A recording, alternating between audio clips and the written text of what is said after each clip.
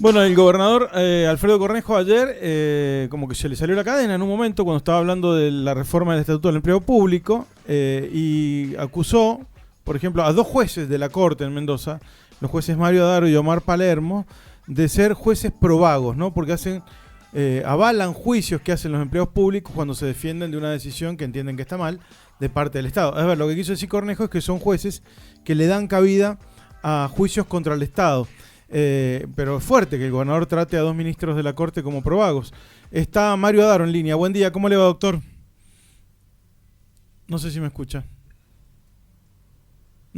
No me está escuchando, parece, o por lo menos yo no lo escucho a él. Andás a ver si es que él me escucha o no me escucha. Pero bueno, esto pasa mucho con las líneas también.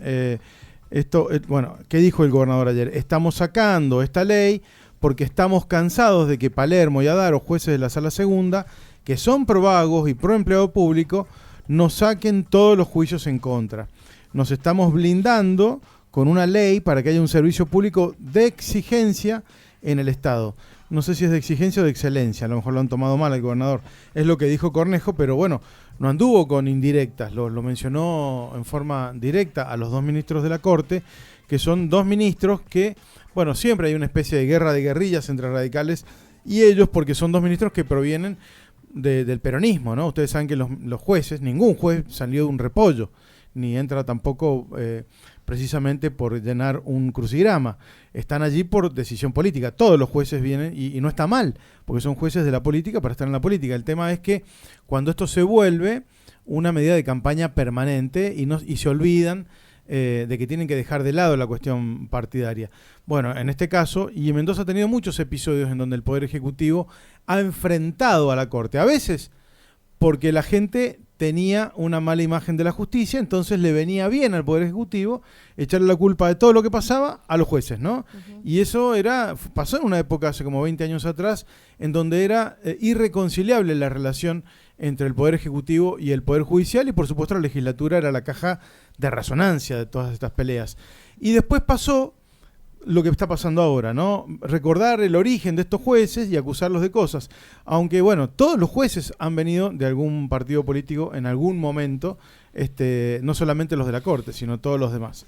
Sí, van llegando a medida también que se van jubilando, se van generando estas vacantes y es allí cuando el gobierno de turno propone, ¿no? Uh-huh. Y este es el caso de lo que ha ido sucediendo con cada uno de ellos.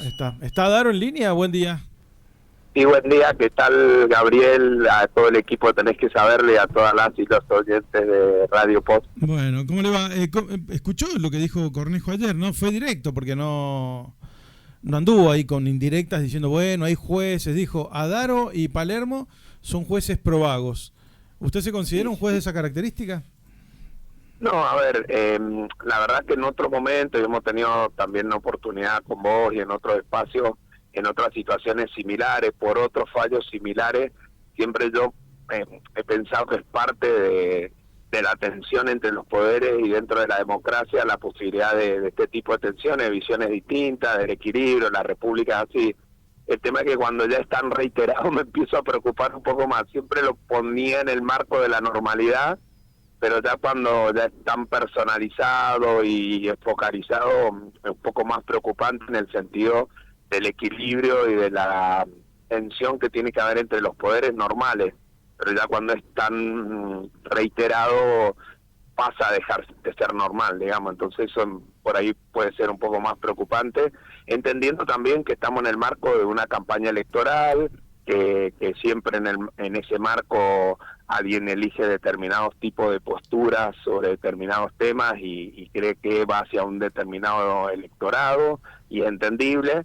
Pero bueno, parte también de lo que uno tiene que resolver cuando le toca estar en la justicia y ser un funcionario público que responde desde el Poder Judicial, primero la independencia y segundo resolver conforme a lo que uno cree derecho y no conforme a lo mejor lo que necesita el poder político de turno o lo que dicen las redes sociales también comunitarias. Hace poco tuvimos un encuentro de juicio por jurados y una de las testimoniales que tenía un ciudadano que había venido de Neuquén era lo difícil que había sido resolver un caso y no contaminarse con lo que dice la coyuntura de las redes sociales. O sea, no es solo lo que pide el poder político, sino a veces la coyuntura cotidiana sobre un determinado tema, en delitos muy complejos.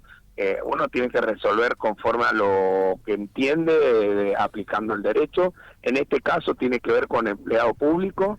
La mayoría, no todas las sentencias, tenemos un gran porcentaje de sentencias que no les reconoce. Claro, eso es lo que le iba a preguntar, porque ¿de dónde saca Cornejo la calificación? Porque una cosa es que se actúe de acuerdo a doctrina, a derecho, y que en eso haya un margen de ideario que tiene cada uno de los jueces, porque cada uno tiene su propia formación y característica, ¿no? Y otra cosa es que además de lo que dice la doctrina del derecho, tenga una vocación de fallar siempre a favor del mismo colectivo de personas, ¿no? Sí, lo que sucede ahí, Gabriel, es que durante mucho tiempo, yo me ha tocado ser parte de la función pública en distinto lado del mostrador, por ahí vos tuviste un paso también. Sí, claro. Es que el Estado durante mucho tiempo y actualmente genera tipos de vínculos laborales que son inestables. En el mercado de trabajo común, en el sector privado, uno diría que una relación casi no regular, digamos, el exceso del uso de las locaciones de servicio, el exceso del uso de ingresos y egresos que no son por concursos, que un poco también es el leitmotiv del gobernador, ¿no? Que ha tratado de impulsar eso. Nosotros en la justicia desde el 90 y pico ingresás por concurso, salvo casos particulares, ¿no? Pero en la mayoría de los casos. Entonces, ¿qué ha pasado? Uno empieza a resolver sobre eso, sobre todas las locaciones, el exceso del uso de tener empleados públicos más de 10 años con una locación de servicio, que a la hora de que, sobre todo esto se produce cuando hay cambio de gobierno de signos políticos. Entonces, ha sucedido históricamente en cada cambio donde, bueno, estas son las figuras más vulnerables, si se quiere, más irregulares, pero a veces tiene que ver con el Estado.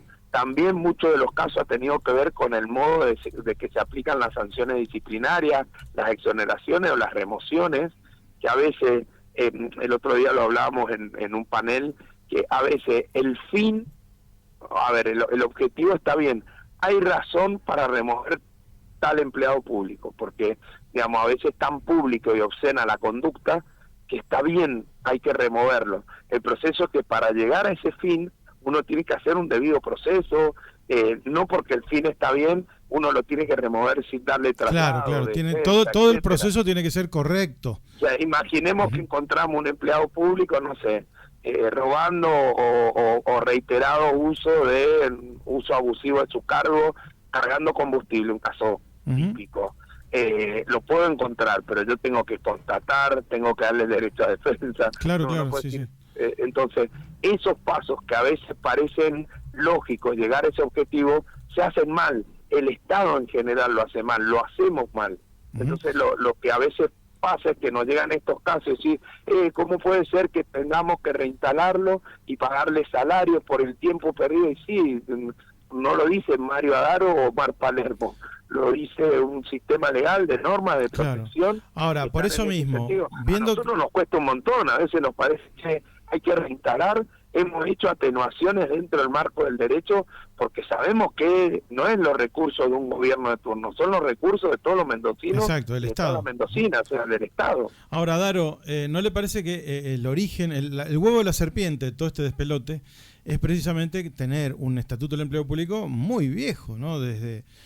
Coincido. Nosotros ya habíamos nacido probablemente porque estábamos en el jardín de infantes, pero es muy viejo y tiene muchas contradicciones y cosas que chocan con la realidad actual. Entonces me parece que ese es el huevo de la serpiente que hay que aplastar y cambiarlo de alguna manera, porque usted le habrá tocado también pulsear con los sindicatos cuando era ministro de gobierno, sí, para blanquear la situación de empleados irregulares, pero los pasaban a planta. Y eso también es bastante irregular, no es ilegal, pero es irregular. ¿El blanqueo no sería hoy avanzar con una buena reforma del Estatuto del Empleo Público al final?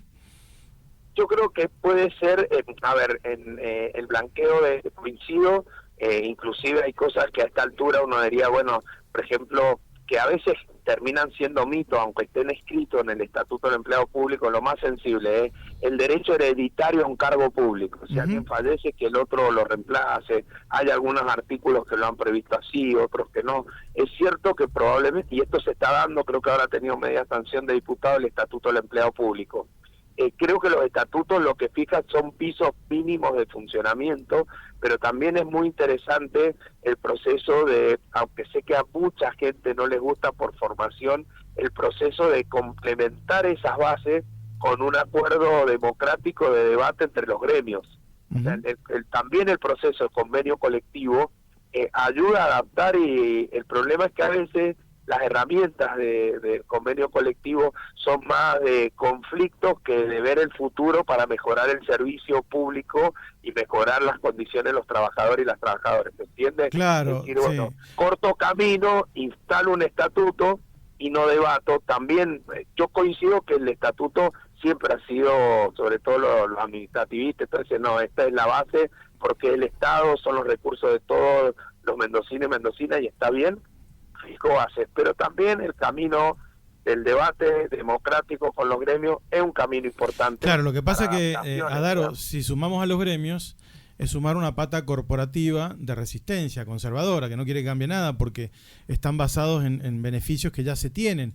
Y seguramente una reforma va a quitar beneficios actuales y va a modificar el accionar de los propios gremios. Como que si tenemos los tres poderes del Estado, que lo discutan los tres poderes del Estado, pero sumar patas corporativas es medio raro, ¿no? No, a ver... Que discutan si quieren, digo, pero no tiene que ser vinculante. No, está claro. Pero a veces hay términos que hay palabras que ya tienen connotaciones negativas. Lo corporativo, digo, puede ser positivo o negativo, como ser coherente. Todo está revalorizado, supravalorizado la palabra coherente. Uno puede ser coherente como mala persona y es coherente. Claro. Corporativo pasa lo mismo. Entiendo lo que decís, está bien, pero hay gremios que sí te dan la posibilidad de poder pensar en un modelo distinto. Imagínate, el Poder Judicial de Mendoza tiene una ley orgánica del Poder Judicial que tiene más de 100 años para otro tipo de servicio de justicia. Y ahora estábamos en una etapa de debate, de convenio colectivo para complementar el Estatuto del Empleado Público, que puede prever trabajo por objetivo, trabajo híbrido, la posibilidad de no solo de la antigüedad, sino también de la capacitación y de la evaluación. Claro. Es decir, tres ejes fundamentales. Una evolución. ¿Por qué tiene que hacer carrera? No, y tener carrera, porque también a muchos de los que son empleados públicos le podés preguntar, saben muy bien cómo entrar al poder judicial o al Estado. Lo que no saben es cómo hacer carrera. ¿Cómo hago yo para generar incentivos para que de verdad haya, como en cualquier lugar del mundo, una carrera del funcionariado público? ¿Es solo antigüedad? No, tenemos que tener capacitación, nuevas habilidades, nuevos perfiles. También evaluación. Podemos poner objetivos de evaluación. Entonces, me parece que en esos caminos el estatuto creo que puede fijar las reglas básicas que todos queremos como sociedad que tiene que tener el empleo público, y creo que la herramienta del convenio colectivo no solo tiene que ser de protección del status quo, sino de pensar hacia dónde se tiene que ir, porque si no, no hay carrera. Nadie puede decirte hoy que cree que sabe cómo es su carrera dentro del Estado. Claro, no está claro tampoco. Porque no hay incentivo. Está. Bueno, Adaro, estamos entonces. Lo único que me quedaba como duda es si hay mucha litigiosidad en este aspecto, ¿no? De empleados contra Estado y viceversa. Si en la Casa de Gobierno ha aumentado la litigiosidad contra los trabajadores del Estado. Sobre todo en los cambios de gobierno hay mucha, la otra situación particular que se da en Mendoza, que todo reclamo de los empleados públicos, la única instancia judicial que hay es la Corte, o sea, no hay instancias anteriores.